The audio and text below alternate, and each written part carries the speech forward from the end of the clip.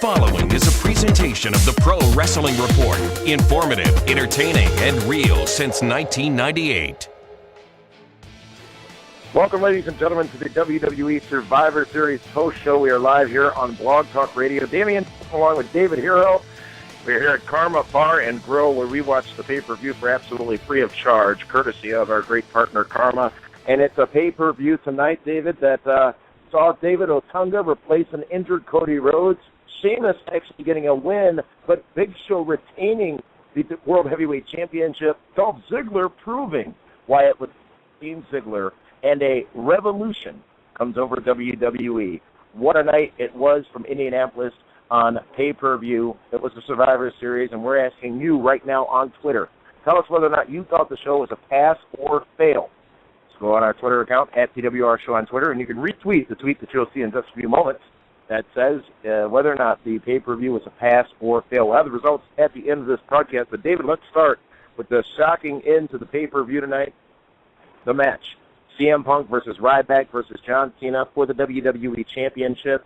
CM Punk and Paul Heyman clearly had a plan, as at the end of the night, at the end of the match, it was CM Punk pinning John Cena, but only able to do so and retain that WWE Championship because Ryback had been taken out by some of Punk's very close personal friends by the names of Dean Ambrose, Seth Rollins, and Roman Reigns, all from NXT, or, if you go back a little further, Ring of Honor Wrestling.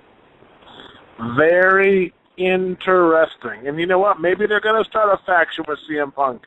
Maybe it is going to be a new straight-edge society.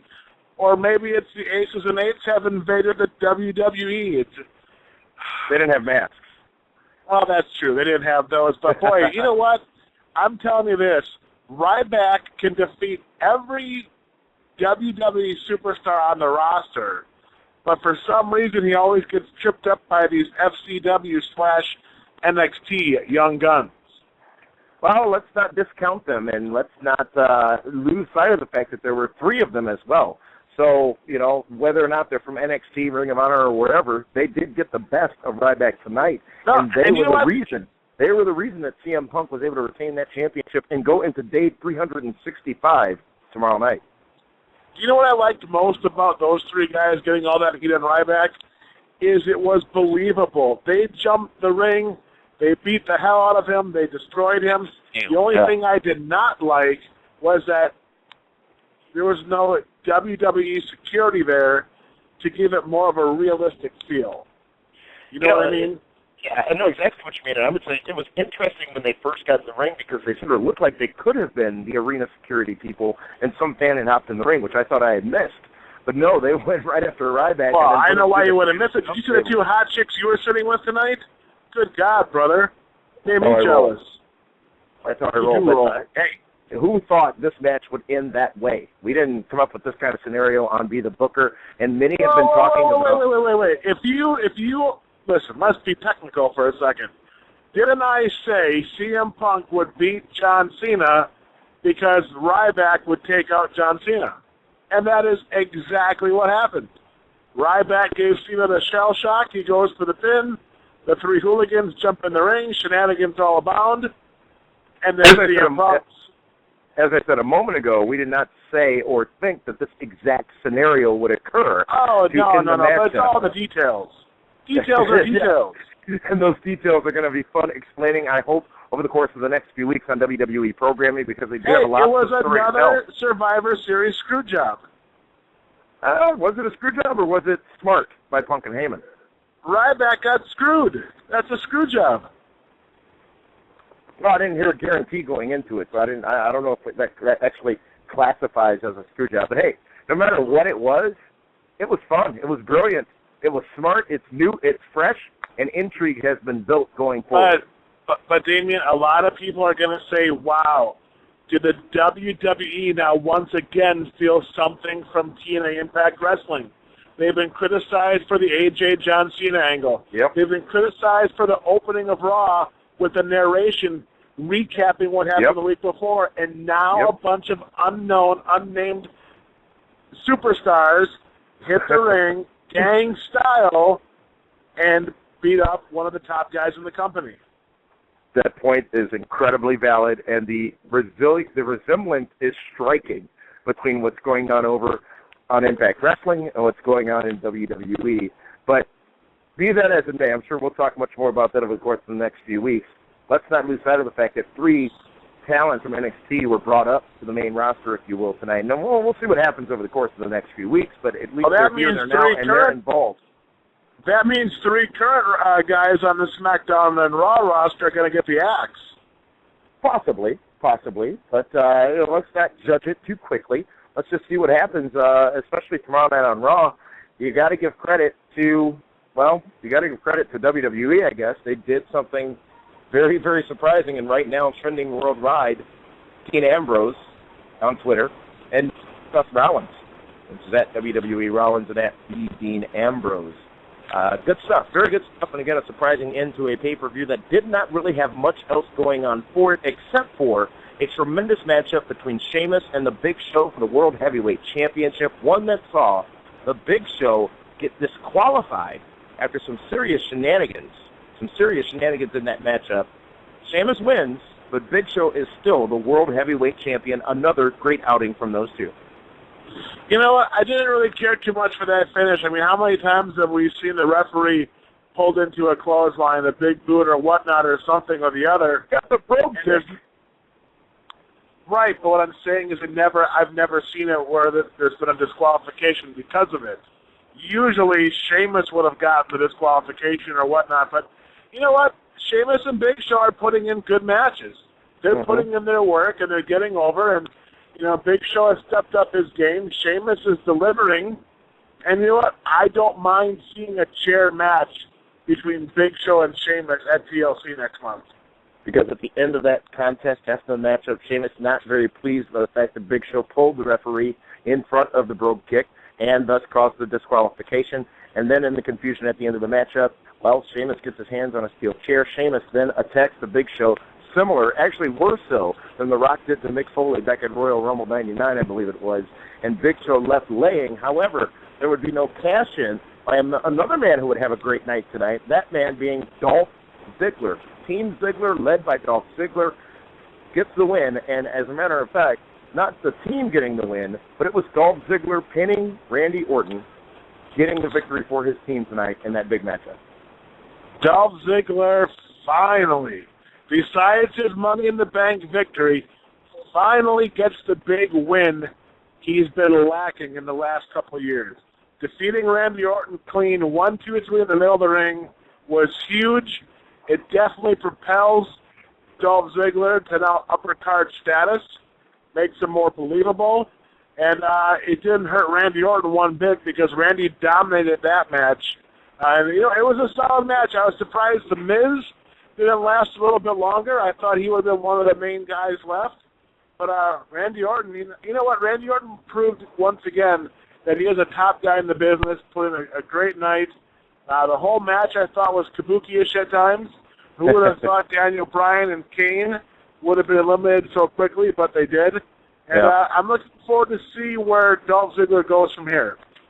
And you picked up a new member for the Super Friends in the draft tonight, in the name of Damian Sandow. Sandow was eliminated first in that matchup by Kane. I don't know if you caught it because it happened so quickly after the bell rang. Well, you know, I just figured I want to take Cody's best friend and put him in Cody's spot. You know, Damian Sandow, he's still one half of the. You know, he's going to be one half of the tag team champion soon, so I might as well get him on board while I can. I want to take this moment to again send out our sincerest well wishes to Cody Rhodes, who is suffering from a debilitating injury to his neck and his shoulder, courtesy of Daniel Bryan and Kane from main event this past week. Cody not able to participate in the matchup tonight, being replaced in that matchup by David Otunga. But again, get well, Cody. Our sentiments go out to Cody Rhodes. Who would have thought they would have picked David Otunga to replace Cody Rhodes? What's so wrong with Otunga? There was a lot of Twitter burial and hatred going on for. Hey, I think Otunga is a talented, good-looking guy. Yeah. It's just he hasn't gotten to that next level yet in the ring. He hasn't shown a whole lot of improvement in the last 6 months to a year. That's where the frustration really had the opportunity to do so either, though. Oh no, I mean when you're in programs with Santino Marella, which is more funny haha, and stuff with Zack Ryder, which is funny haha, it's kind of hard to get serious in the ring when he's not carrying around a cup of coffee for Johnny Ace. So let's see what happens going forward with David Otunga, and see if he can pick up his game a little bit. This is the post show for WWE Survivor Series. We're live on Blog Talk Radio. Damian Nelson and David Hero coming to you from Milwaukee, Wisconsin, talking about the events from Indianapolis tonight on WWE's pay-per-view called the Survivor Series, the 26th installment of the Survivor Series. And in that matchup, David, we heard, we're talking about Sheamus and Big Show. As Sheamus defeats Big Show, but Big Show retains the World Heavyweight Championship as the title does not change hands on a disqualification. Next month, we go into TLC on pay-per-view from Brooklyn. I don't know if it's in the Red Hook district, but it is from Brooklyn. And JBL... Ooh, do you think Crime Time will be there?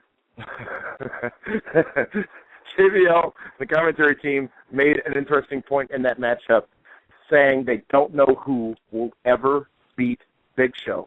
They don't know who will ever take that World Heavyweight Championship belt from around his waist. So picture it, Brooklyn, December 16, 2012. Dolph Ziggler finally cashes in after that chairs match, which we assume it's going to be, between Big Show and Sheamus. It's the perfect opportunity. Yeah, but then what happens with Sheamus? He'll be fine. With Sheamus, right now that world title belt has been made for Sheamus. He needs it. He is over as, the world champion. I don't know if he will be as popular and as over without that belt, even though he's been doing fantastic lately. But to lose 3 straight matches to Big Show does not do well for going forward and drawing more money. We saw a segment that probably didn't have the right place on the pay-per-view, but I assume we'll get more information about it tomorrow night on Raw. That was Vicky Guerrero and AJ Lee confronting each other, and then finally AJ being attacked by a reintroduced Tamina Snuka. Yeah, I'm not too sure how much I cared for that. I mean, it's like, when was the last time you have a Big Four pay-per-view where they decide to cut a 10 to 15-minute in-ring promo between 2 women, only to have a second-generation female star come out and lay out the little skipping girl? I mean, I'm like, what are we watching? I mean, they could have put this time into so many other things. They could have had another match. Yeah. And, I guess AJ is that over in the creative office where she has to get time on a pay-per-view. You talk about they could have had another match. They did actually add an unannounced matchup. It was another traditional Survivor Series matchup. This one showcasing some great talents in WWE that you don't get to see on pay-per-view very often. The team of Brodus Clay, Sin Cara, Rey Mysterio, Tyson Kidd, and Justin Gabriel took on the team of Primo, Epico, the Primetime Players, and Tensai even made it on a pay-per-view, David Hero. And, this matchup was a great showcase opening match, in my opinion, especially for 2 talents who outshined everybody else in that matchup, Tyson Kidd and Justin Gabriel. As a matter of fact, Tyson Kidd eliminating both Epico and Titus O'Neil. Justin Gabriel eliminating Tensai after Tensai eliminated Brodus Clay. A little bit of a, I won't call it a botch, but a little bit of a miscue at the end of that first pinning scenario between Tensai and Brodus Clay. But a great showcase for Tyson Kidd and Justin Gabriel. Yeah, and you know what? It's about timing. These 2 kids extremely talented. They're lacking the charisma, mic skills, I guess you could say. But they're a very solid, dependable, good hand tag team. Absolutely. Which, you got to figure going forward, who knows how much longer Kane and Daniel Bryan are going to be tag champs. You need to have a good, young, fresh, babyface team to go up against the heels. And right then and there, Tyson Kidd and Justin Gabriel, 2 good-looking guys, 2 baby faces that can get the job done, that can help elevate other players because they have the ability to create motion in the ring. And the create motion is huge. Look at Shawn Michaels. As great of a worker as Shawn Michaels is, he's able to create motion, much the same way Dolph Ziggler does, the way Mr. Perfect did in the past. It's they have gold with these 2 guys. Now they just got to find the right program to put them in. Very valid point. Absolutely true. And that was a good matchup in that traditional Survivor Series format. two of those tonight, but we also got a Divas Championship matchup as Eve successfully defended against Caitlyn in a match that was longer than the United States Championship matchup where Antonio Cesaro did R-Truth. That one was very uneventful to spend time on that. But even Caitlyn, David Hero, a little bit of time spent on that match. The thing to me that was amazing is how the heel beat the babyface clean in the middle of the ring. Mm-hmm. That kind of tells me her feud with Caitlyn just might very well be over with. Because that I was shocked. I mean, I thought, when Caitlyn took the bump outside on the apron, that Caitlyn would come in and get a quick roll-up on Eve and, become the new Divas champion. But good God, they didn't do that. Instead, they just planted her right in the middle of the ring, and Eve gets the 1, 2, 3. Shocked the world as far as I'm concerned. Commentary team tonight was Michael Cole, Jerry Lawler, and JBL. A great threesome. Jerry Lawler back for his first time on pay-per-view. Things got a little testy at times, but JBL is just proving each and every outing that he is a commentary god. Some good stuff done by that three-man team tonight. And there was a pre-show, David Hero, that featured a matchup. Team 3MB, including Heath Slater, who's endorsed, defeating Santino and Zack Ryder on the pre-show. Overall, Survivor Series, we're asking for your feedback. We're going to have those results in just a minute. Was it a pass or was it a fail? Did you like the show or did you not like the show? And we'll look for your responses on Twitter and have those results for you in just a moment.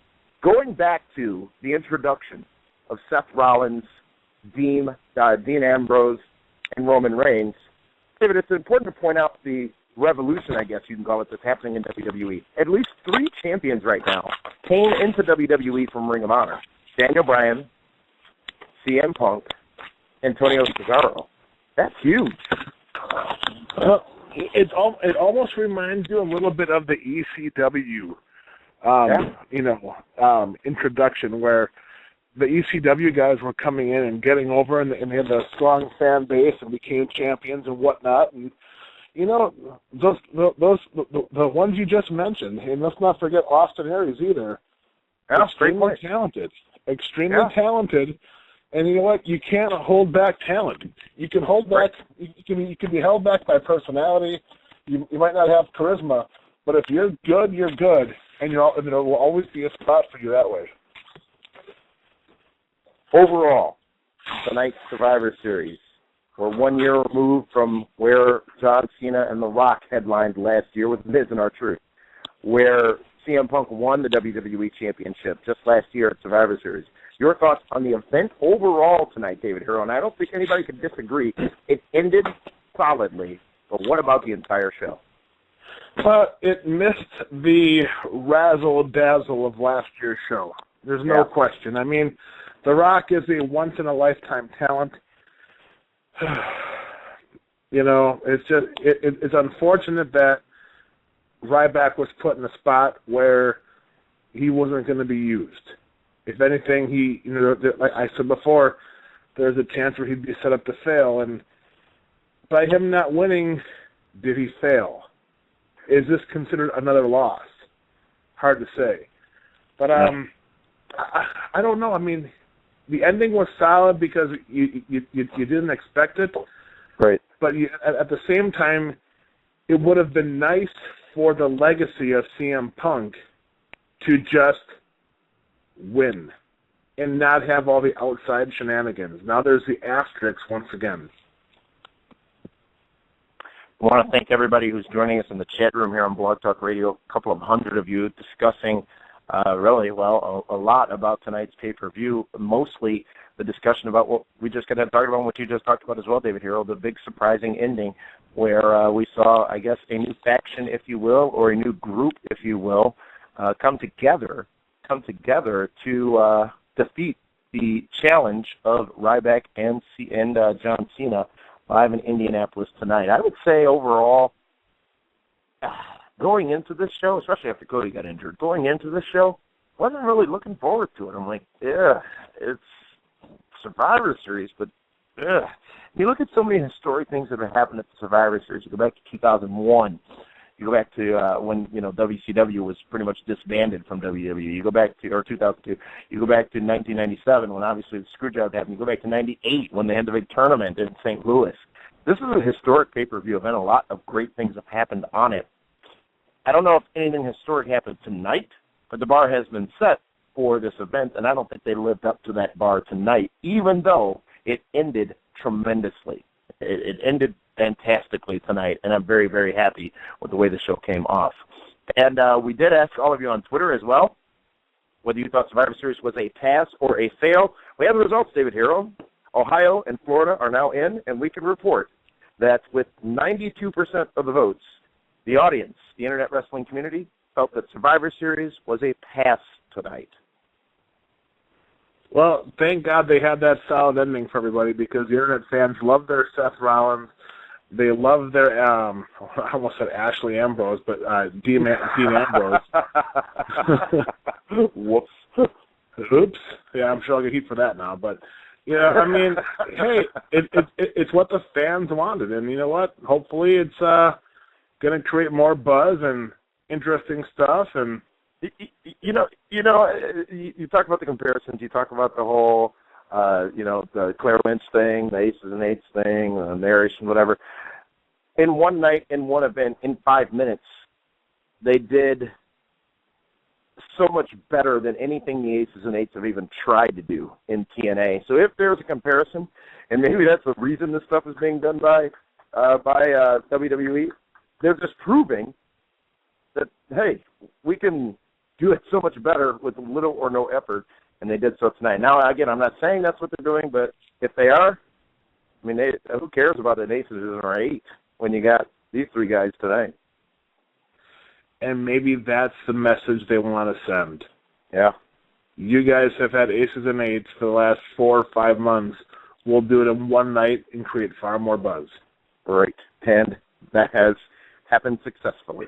Well, I want to thank everybody for joining us here on the post-show for WWE Survivor Series. David, we're going to be live again on the radio tomorrow night for the Monday Night Meltdown, talking about Raw, where I'm sure a lot of questions will be answered. And then again, this Saturday, primetime, very special edition for all of our viewers in Milwaukee. So, thank you so much for joining us. Thank you to all of you who joined us in the chat room as well. And we'll talk to you again tomorrow night here on Blog Talk Radio. So long, everyone.